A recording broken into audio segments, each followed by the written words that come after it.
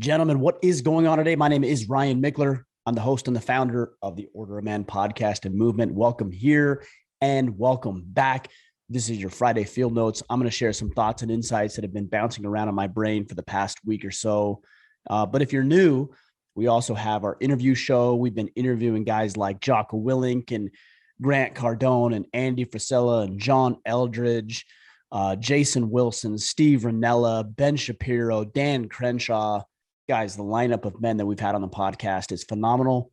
And if you haven't yet subscribed, make sure that you do that immediately because we got some great guests coming up here in the next several weeks that you are not going to want to miss. We also have our Ask Me Anything with my friend and co-host Kip Sorensen, where we field your questions and attempt to give you the best answers that we can. Some of those things we get right. Now we get it all right. we do better, I will say, on some questions than others. But again, make sure you're subscribed because today I'm going to be talking with you about some very important strategies regarding your marriage. Now, I titled this one 5 Strategies to Save Your Marriage. And I don't care if your marriage is on the rocks. It doesn't matter to me if your marriage is at the pinnacle of the relationship that you've had with your wife over the period of years or even decades. But I think these 5 strategies are really going to serve you. Some of you, these might be a reminder. And you might have some of these on lock. For others, maybe you don't have any of these on lock. And this isn't about judgment. It's just about giving you the tools and resources and conversations that you need to thrive. And being a husband, being a father, being engaged and committed with a lovely woman in your life is part of what makes you a man. And so it's important we talk about this. So without further ado, let's break this down. 5 strategies to save your marriage. Number 1, guys, this is one of the most important things. And these aren't in order necessarily. They're all important. But I think first and foremost, you got to get the mindset right. And the mindset to have a thriving marriage is number 1, to commit.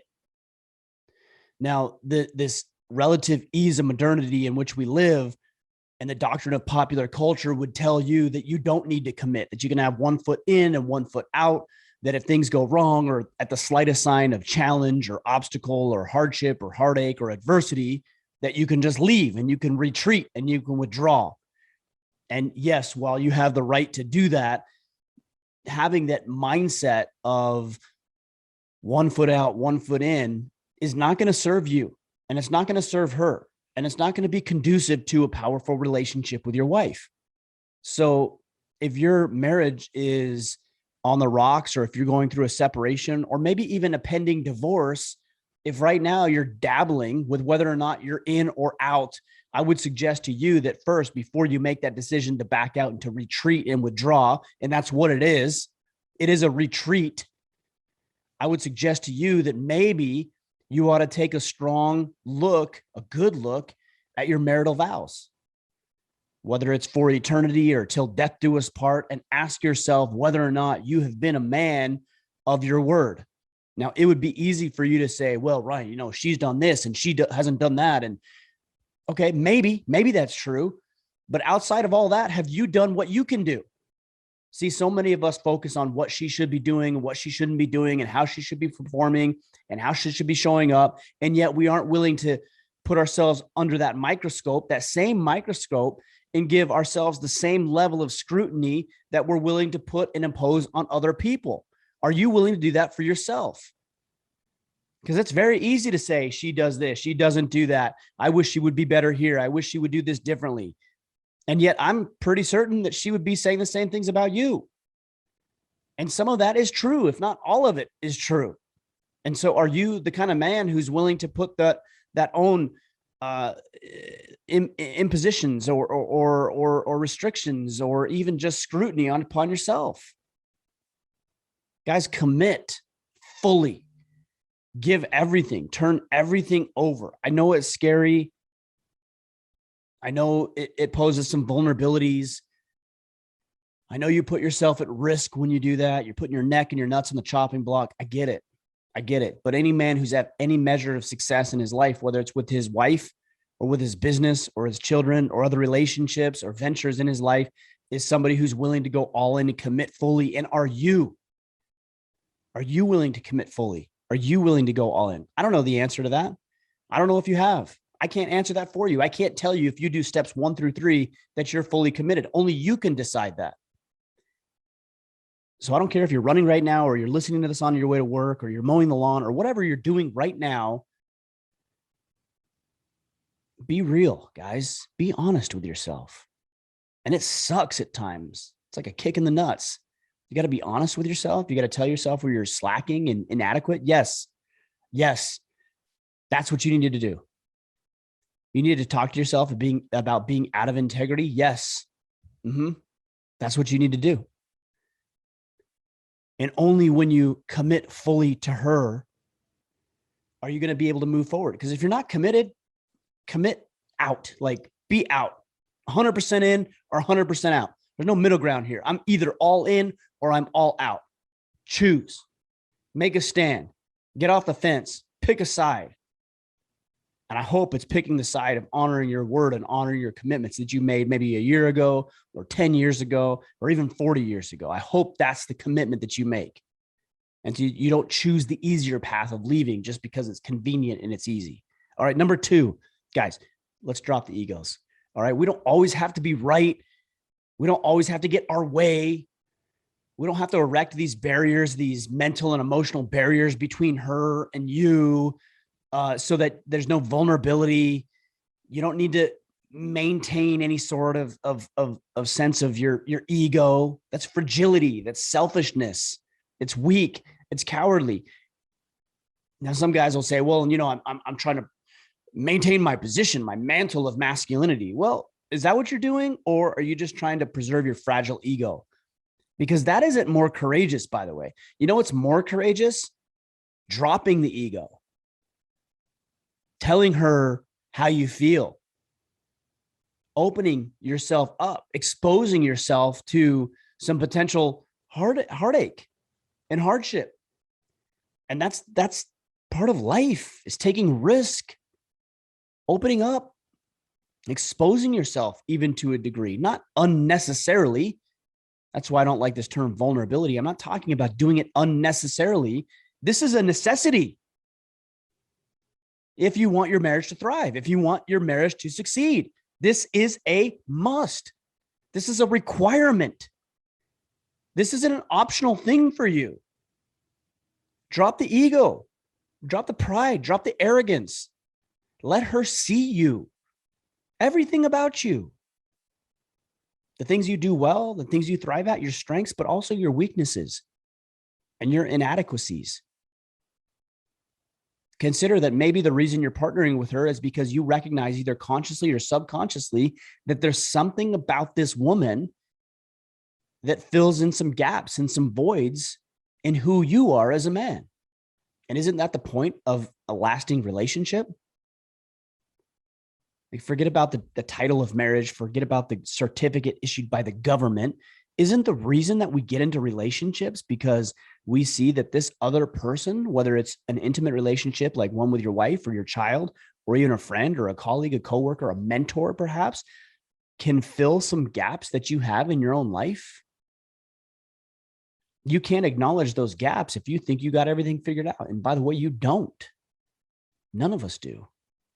And she doesn't either, by the way, guys. She's not an angel. She might be lovely. She might be beautiful. She might work to complete you. She might be your quote unquote better half, but she ain't an angel either. And she's got her own deficiencies and her own inadequacies that you shore up, or at least you should be. We'll talk about more about that here in a minute, but guys, drop the ego. Let her into your world, into everything about who you are. And those cracks and those gaps and those weaknesses and the fragilities about who you are as a man, let her fill those gaps.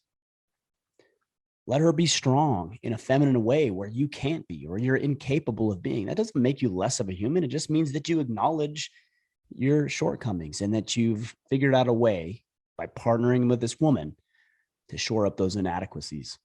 Number 3, offer grace, guys. I already told you she's not an angel, but neither are you. Probably more so than even her, I would imagine, generally speaking. Seems to be that, well, I don't know. Those are broad generalities. I won't say that, but you're not an angel either. We'll leave it at that. All right. You've made mistakes. You've done dumb things. And I'm not talking about infidelity necessarily, although maybe it could be. That's a question you need to ask yourself. I'm not going to make that decision for you, but regardless of where she is and where you are, both of you have made mistakes. And it is amazing to me. And I say it about myself too. I do the same thing. How quickly we will forgive ourselves and how quickly we will overlook our own indiscretions and how slow we are to forgive the indiscretions and pitfalls and stumblings of others.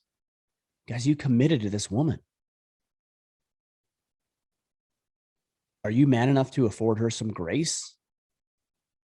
Now, look, I'm not saying she reports to you, but you've committed yourselves to each other. And maybe she's messed up. And maybe she's done some things. Maybe she's said some things, or she's engaged in some behavior, or she's been manipulative or engaged in certain character flaws that we all have. And what kind of standard are you holding her to relative to the standard you're holding yourself to? That's all I'm saying. If you're going to judge her, I ask, are you judging yourself with the same level of scrutiny? If you're going to hold her to a standard, an expectation, are you holding yourself to the same standard and expectation? And if you find through honesty that you are affording yourself some grace and some leniency, maybe even some justification or excuses or rationalizations about why you're engaged in certain behavior, do you think that maybe you ought to do the same thing for her? Tighten up your own performance. And in the meantime, see her for not only who she is, but also who she can become if she had the proper leadership. Look, I know that's an unpopular comment. It's an unpopular statement, what I just said. But maybe she'll change because she has a great leader in her husband, you. And I've heard people say, well, that's an outdated way of looking at things. And, I can't believe the misogyny and the patriarchy and all these little buzzwords that people hear. They don't really know what they mean. They don't spend any time looking into it. And yet they hear it and they think, I'm just going to regurgitate that. Guys, you're the leader. You are the leader of your household. You are the leader. You are the man. Lead her effectively. Yes, I said it. And if you don't like it, you're in the wrong place. Lead her effectively. Ladies, if you don't like that, and I don't think there's very many of you, by the way, I think the majority of you ladies understand that and you acknowledge that, you recognize that, and you love it.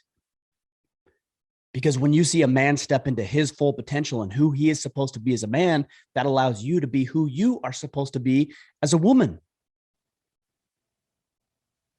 You guys can message me about that. And you will. I don't need to invite you to message me. You certainly will, whether you agree, but certainly if you disagree, you'll message me. But guys, offer grace. Be a leader. Hold your wife to the same standards you are. Improve your own standard and expectations that you have of yourself, and then you'll be able to do that for your wife. But if you're holding yourself down here and you're holding her up here, shame on you.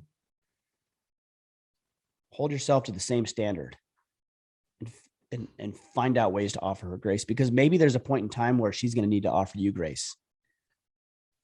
And I know there's been plenty with my wife. All right, number 4, guys, play with her. Just play. Guys, this is coming from a very serious person. I'm a serious person. You guys all know that. If you've been following me for any amount of time, you know how serious I am. But just play. Joke and laugh and tease and tickle. Slap her ass when you walk by and give her a wink and a nod. Like grab her and just wrestle with her. Play with her.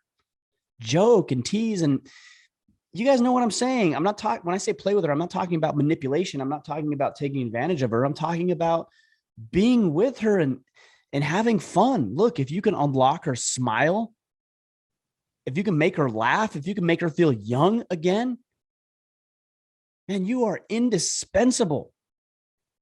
You are the most valuable person in the world if you can make her laugh and make her smile, make her feel young, make her feel good about herself, make it seem like you're interested, and not even make it seem, but actually be interested. You are indispensable. She will bend over backwards to make you feel good about who you are and to make that relationship last because of how valuable you are in her life. And we have just the great ability to take everything so seriously. I even acknowledge that about myself. I take things more seriously than they should. I'm probably the most serious person among all of us. And yet I acknowledge that sometimes she needs to laugh. Like, when's the last time you joked? When's the last time you really genuinely like belly laughed from the bottom of your soul and you almost cried because you were laughing so much? When's the last time you wrestled? When's the last time you tickled her, had a pillow fight with her, or took her on some adventure and kept her in the dark and made it a surprise and made it a secret? Play, guys. Play with her. Have fun with her. That's the beauty of the relationship. That's part of the beauty, anyways, is that we get to be spontaneous and it challenges us, but it also makes us laugh and we have companionship and we have fun. And if everything's so monotonous all the time, oh, how exhausting would it be? My wife is significantly better in this department and it makes me a better human. I sometimes wonder what my life would be like if I didn't have her in it. And how boring and just grinding and monotonous and gray and dull it would be. Don't let her describe you that way. Be fun. Have fun. Enjoy each other's company. All right, number 5. Again, these aren't necessarily in any order here, but this is very important. And it's one that a lot of guys overlook. And here it is. You need to learn to be a man without her. Because I hear guys are like, oh, she's the center of my universe. She's my everything. She completes me. My world revolves around her. I wouldn't be able to live without her. What a horrible, horrible thing. I know it sounds romantic. I know we hear these things in the movies and the chick flicks about like how the man can't live without the woman and everything else. And you know what? Those guys, quite honestly, in the real world are the little lap dogs. You know what I'm talking about? The little lap dogs that they put in these little containers. I see it when people travel. They put them in these little containers. They put their lap dog in there and they shove it in there and they're carrying this container around in the airport and their dog's head sticking out and they give it a treat every once in a while. And it's pure entertainment. And we all laugh at that, right? Every guy laughs at that. Like, oh, why would you do that? And yet you are the one in the container. You're the one that she's giving little treats to. And you're saying, well, she completes me. Oh, she's my everything. My life revolves around her. You're the one in the little cage that she's carrying around like a little lap dog, like a little domesticated animal. That isn't you. That's who you think you need to be. That's who society has conditioned you to be. But you're not that. You're a lion. You're uncaged. You're untamed. You're wild. You take what you want. You take risks. You acknowledge what you go after it. You fight for it. You're violent if needs to be. I'm not saying be violent with her, but you understand what I'm saying. You're not domesticated. And yet you all laugh at the woman. You know what I'm talking about. The woman with the fake face and all the makeup and the fake hair and extensions and the big boobs and the little lap dog she's carrying around. And you all laugh at her. And you don't even acknowledge that you're the dog in the little carrier thing. That's you. Guys, be a man without her. If you can't be a man without her, you can't be a man with her. Because when she carries that little thing around, maybe she's not carrying you around, but I guarantee she's got your nuts in her purse. And that's entertaining for a while. She loves that because she gets to pet it and stroke it and play with it. And everybody else comes and says how cute it is. And she gets to put you aside when she has attention from other guys, or looking at her fake body and fake face and her fake personality. So she like kind of puts you back in there so nobody else can see that, oh, maybe she's got somebody else. Be a man, guys. Because all that lapdog bullshit gets old. And she gets tired of it. And she discards you as easily as she would discard an animal that she's no longer interested in. Are you hanging out with friends? Are you engaged in hobbies and activities and interests that edify and uplift you free of her or your children? Do you carve out time for yourself? Do you have a relationship with God and realize what your higher power is? Are you planning your day? Are you executing? Are you getting in shape? Not for anybody else, but for you. And the more you can do these things, the more attractive you become. And you don't do it so that you can become attractive. You do it, and being attractive is the natural outcome. But you need to figure out how to be a man without her. Because I'll tell you what, and this goes for my single brothers listening right now. Some of you guys will say, well, how do I find a great woman? The answer is you become a great man. Like, you don't just go looking for her, because even if you saw her, you wouldn't even be able to attract her because you're not to that level yet. So how do you attract a great woman? You become a great man. You get in shape, you lose weight, you learn applicable skills, you learn how to deal with your money and your finances, you learn how to provide, you learn how to do all these things that make you a man so that you can have a level of self-confidence. And that level of self-confidence will be appealing. You don't do it for her, you do it for yourself, and then she's attracted to that. Why do women cheat? Because they got you in the lapdog cage or whatever, that little bag they're holding around at the airport. They got you in there and you're not doing it for them. Because they're not interested in being entertained, gentlemen. They're interested in being led effectively, honorably. And if you can do that, you're going to have the key to her heart. And you will be able to salvage your relationship. You will be able to salvage your marriage. You will be able to keep that thing alive. She will be excited and honored to be a part of your life, and vice versa, by the way. But that only comes to the degree that you're capable of leading her. And that only comes with your ability to be a man, independent of who she is. So guys, take these things to heart. Acknowledge these things, recognize what I'm talking about here, apply these things. And I promise you, your life will improve. Your relationship certainly will. And then one day you'll get to send me a message instead of saying, hey, how come my marriage is falling apart? But you'll send me a message and you'll say, hey, Ryan, I took those 5 things you said to heart, and our sex is better. Our intimacy is better. Our connection is better. We're glad to be with each other. We spend time together. We go on vacations together. We build empires. We build businesses. Those are the kind of messages I want to see, because you're applying what I've taught you here. Number 1, commit fully. No half in, half out. It's a no-go exercise, as they'd say in the military. You're either all in or you're all out. One or the other. Go all in before you go all out. Number 2, drop your ego. Don't let that thing get in the way. Number 3, offer and afford grace to her as you would expect that she would do the same for you. Number 4, play, have fun, tickle, fight, enjoy, joke, laugh, tease, slap her ass again when you walk by. These are the things you do to play with her. Number 5, be a man without her, so that you can be a man with and for her. All right, guys, you've got your marching orders. Get after it. We'll be back next week. Until then, go out there, take action, and become the man you are meant to be.